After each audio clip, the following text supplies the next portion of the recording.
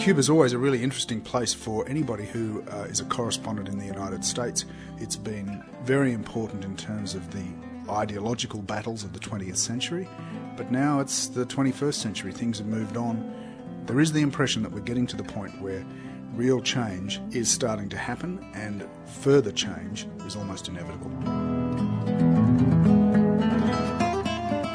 It's a very difficult place to work. It really reminds me of my time in the former Soviet Union. It's a very similar environment, it's a very similar apparatus, it's a very similar atmosphere.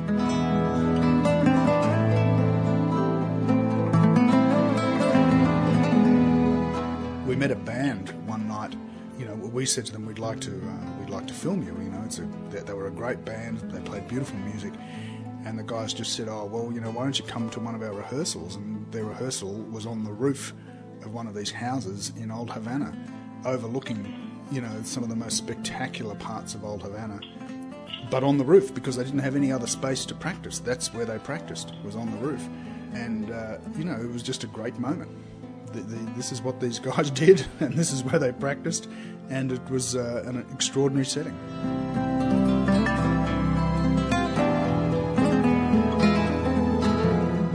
The thing about the young people there, and the dancers in particular that we spoke to, who are incredibly talented, I refer to them as the grandchildren of the revolution. And, the revolution in Cuba is now 2-3 generations old, and these kids have grown up knowing nothing else, but they know there is something beyond it. They're very talented. The world should be their stage. They want to engage with the world. They want the world to be their stage. They're very proud of Cuba as well. They're proud of their own achievements. They're proud of their country, and they're proud of everything that it represents. But they understand that things are difficult. Things need to change. Things will change.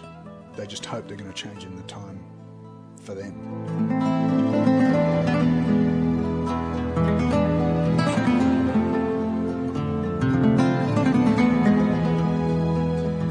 The thing about baseball and Cuba is that it is the absolutely obsessive national sport.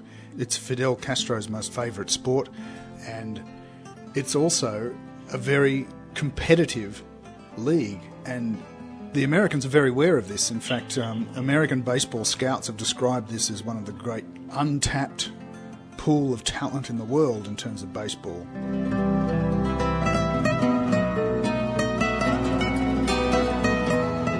The great thing about Havana is it's still incredibly beautiful. The architecture of Havana is extraordinary. It was once one of the greatest beautiful cities in the Caribbean and in Latin America.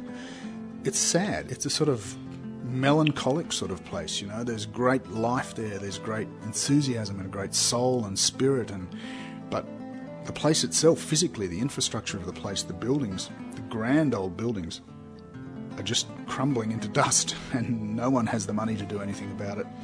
On the whole, most of Havana, the beautiful city that it was, is just crumbling into dust.